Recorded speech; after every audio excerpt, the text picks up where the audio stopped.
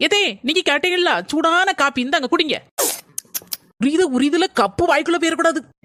எதே இன்னைக்கு ஒரு நாள் மட்டும் எங்க அம்மா வீட்டுக்கு போயிட்டு வரட்டுமா? அப்படியே தீபாவளி சீரு, பொங்கல் சீரு, அந்த சீரு இந்த சீருன்னு கொண்டு வந்து குமிச்சிட்டு இல்ல உங்க அம்மா வீட்டுக்கு போனோமா? உங்க அம்மா வீட்டுக்கு பேசாம கேக்கடா.